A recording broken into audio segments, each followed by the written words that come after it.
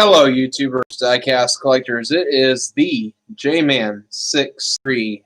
Fellow J-Rods, what is up? I got a little unboxing for you today. A couple of 1/18 yellow. I guess we'll use the yellow knife today. Or the kind of butter yellow. Anyway, so two cars that are yellow. What could they be? All right, so wondering how y'all have been doing out there, how your holiday season has been going. Been pretty fortunate with things. Just been doing a little collecting here and there. Well, some people would say a lot of collecting. People probably ask, why have I been doing so much? Because, well, you know, the holidays, I guess, and the winter is a hard time, so I guess collecting sort of just fills a void. Maybe some people think it's the power of buying stuff, but I don't know. I guess I just do it to fill a void sometimes, that during the winter and the holidays it can be kind of a kind of time. So I don't want to talk about any of my family on here, but there's been just some issues with things. So, I mean, I guess I do it just to kind of fill a void. So anyway, that's probably one of the reasons. And the first box here is a large one, and I think we're going to unbox this first because this comes from California, all the way from the East Coast, from the West Coast to the East Coast. All right, so this thing had quite a journey. I was surprised FedEx dropped it off today, to be honest with you, because I didn't think it was going to come to me this quick.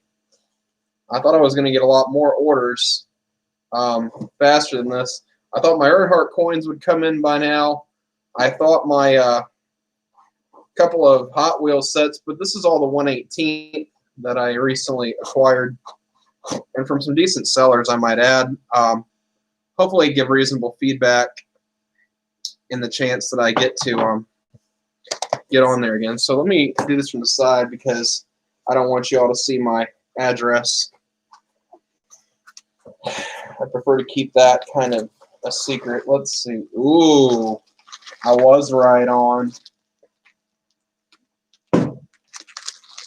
All right, so yay, they wrapped it in a lot of cardboard, of bubble wrap, which I'm going to have to take the knife and open that up. Yeah, I don't really care about this bubble wrapping, so it's the point of having a knife. Point knife, it's kind of a pun, get it?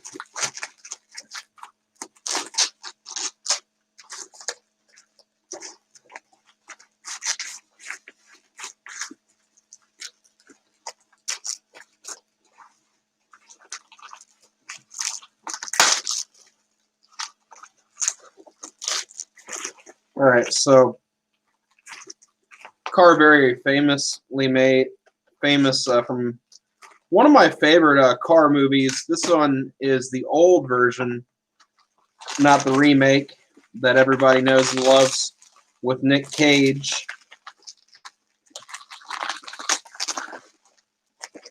Trying to get it open. They put a ton of bubble wrap on this, rather than thoroughly do their packing job, though. I've had too many issues with, well, I haven't really had many in transit, but I would rather not have issues with models in transit when I'm ordering them and have them use too much rather than not enough.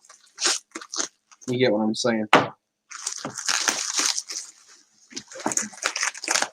They really went the whole distance here, it looks like.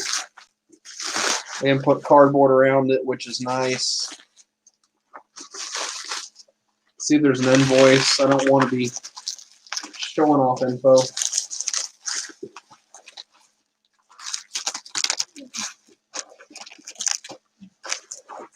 I will say this is a long unboxing.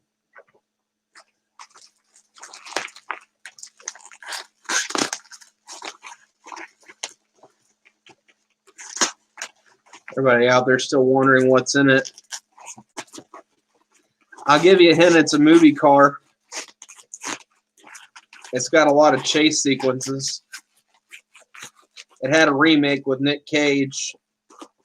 and it's another movie I really like.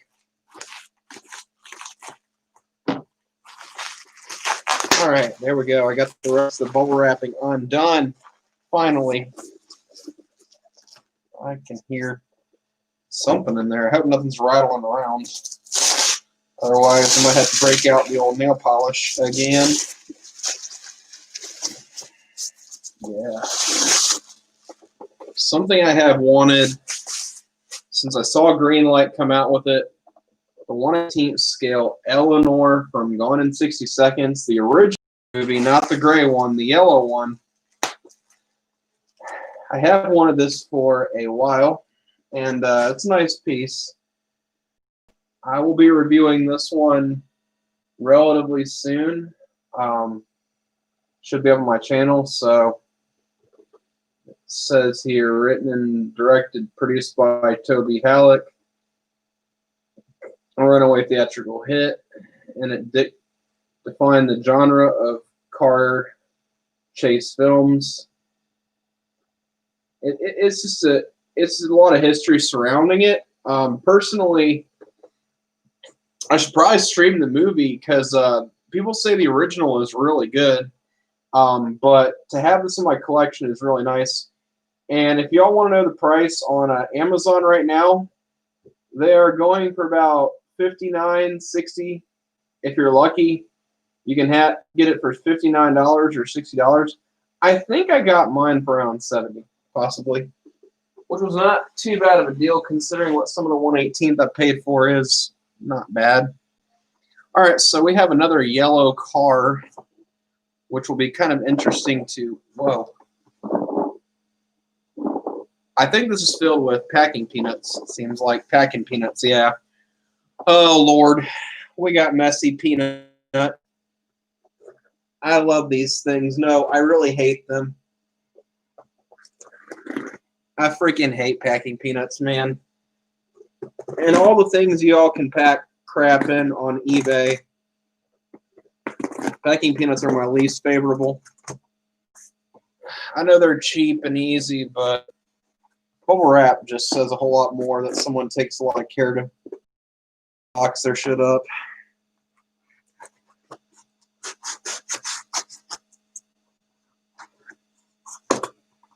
I don't like packing peanuts, and I know that packing peanuts are going to be in this dang thing when I open it up. I know it's not loose parts. At least I hope it's not.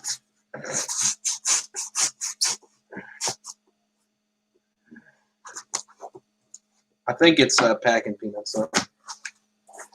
Oh no. So they have it bubble wrapped.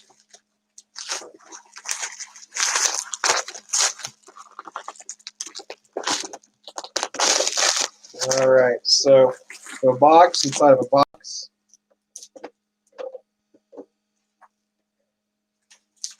It might have been the invoice rattling around. What the heck is that? I hear a loud rattling, and I don't like what I'm hearing. So I ordered something from this guy, and I hope that this is a legitimate seller. I'm hearing a loud rattling in here. I'm about curious to take this off and see. Wow, my dude. All right, so looking at this Terlingua, we have a loose wheel, and I'm going to attempt to do some surgery and pop that wheel back on. Now, if I can't, I'm going to leave this seller a message. Now, I've had many models that have arrived to me, but I have seen pictures of errors of arrived models, and this I have not encountered yet with the seller. Let's see if there's anything else broken on this piece. Hopefully it's just the wheel and it's just a loose. Let's see. Yeah, this thing really rattled around in shipment, it seems like. Oh, Lord. That really sucks. Yeah. So let's see. It looks like this is fixable. It looks like the wheel just popped off. Yeah, this looks pretty fixable. The mirror is on.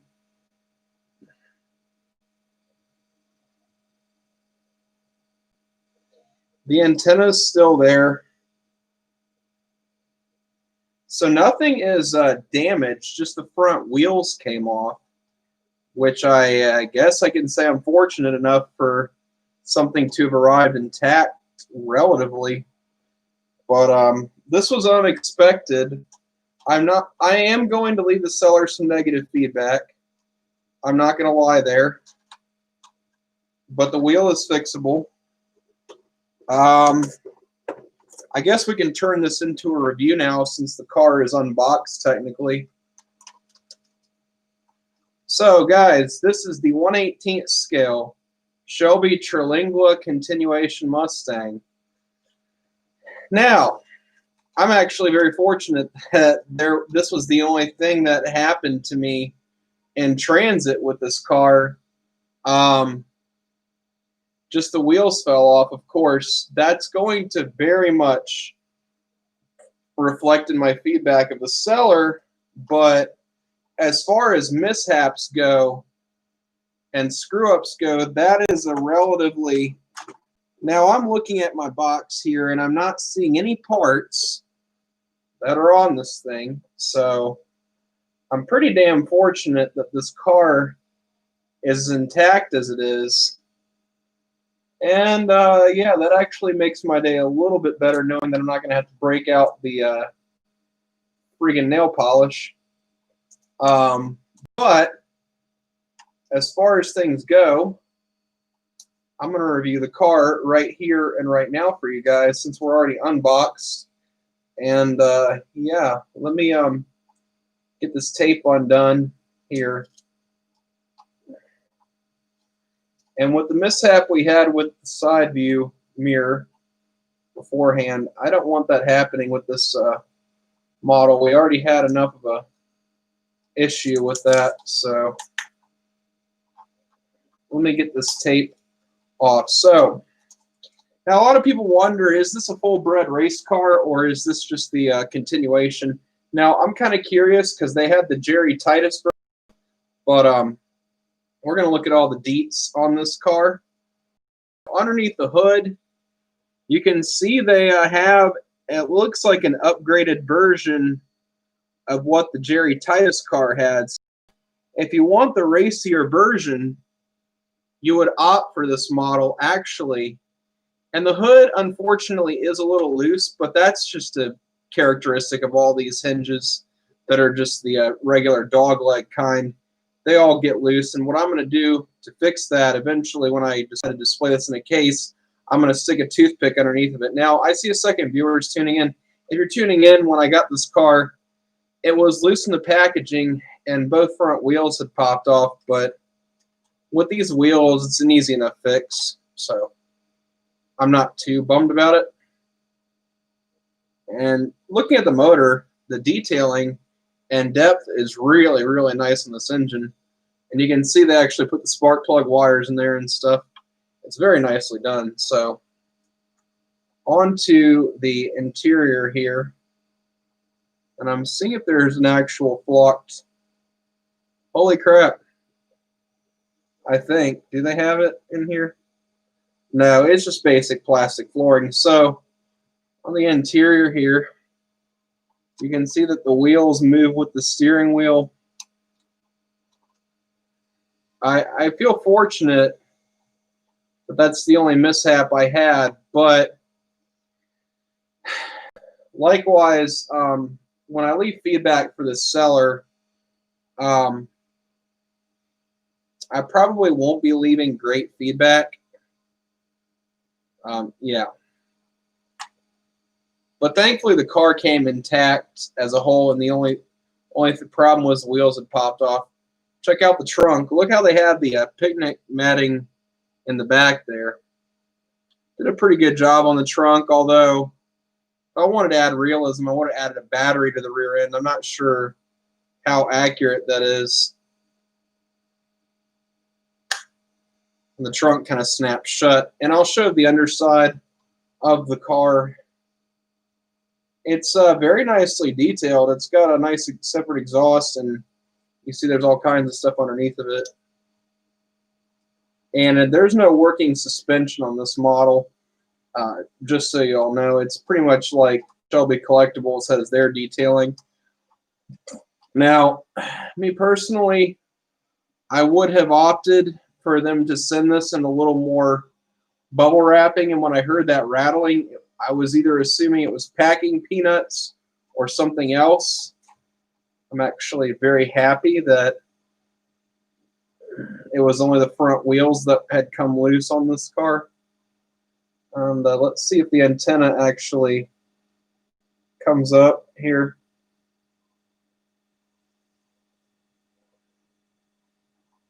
I think it's just an accent piece. Yeah, I don't think the antenna actually moves on this one, unlike some of the other cars by Greenlight.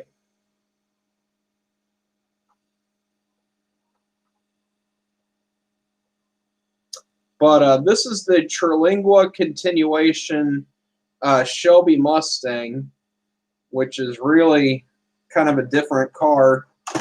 And I'm going to put this down.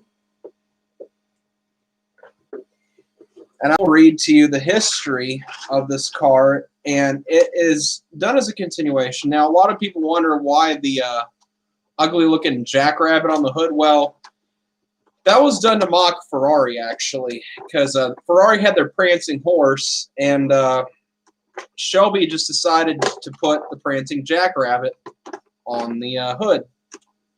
I should probably read more on the history of that, but it was technically done to mock Enzo Ferrari in road racing. So, up on the history, the Terlingua Mustang, originally created in the mid-1960s from a 200,000-acre ranch. The Terlingua Racing Team logo was certainly one of a kind.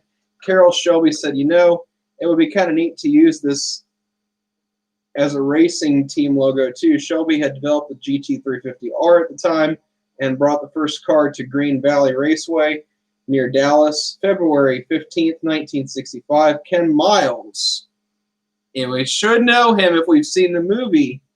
Ken Miles drove the newly branded car designated SR002. It was white with blue stripes and the first R model Shelby Mustang ever race. The SR002 won the race that day, and the Terlingua Racing Team logo was later used in the 1967 Jerry Titus car, which we're all familiar with, as Greenlight has done a version of this before. This car, which raced in the Trans Am series, Shelby wanted to use colors that would make the car different and show up really well on the Trans Am grid. Shelby's designer, Bill Neal, immediately thought of a yellow and black to represent the team and the city in which it was born. The bold color palette gave the Terlingua Racing Team one of the more popular and more recognizable cars of the day. So it was all about being recognized, and the team wanted the provenance of, I guess, people noticing them. So it's an interesting history if you read up and you actually get this model. If you missed the Jerry Titus version, I would recommend getting the continuation. Now, the seller I bought from, who I don't think I'd recommend, but we're going to leave some feedback. Now, this seller was ModelToyCars.com. Yeah, they're saying they give me a 10% off deal, which I'll see. Not sure how much I would trust them, but anyway, we'll review Eleanor later on. But for now, that is going to do it for this Christmas special. Y'all have a good one. Remember, it has to be a J-Man 6'3". My fellow J-Rods, keep collecting, having fun, enjoying the hobby, and remember, collect what you like. Have a good one. Bye.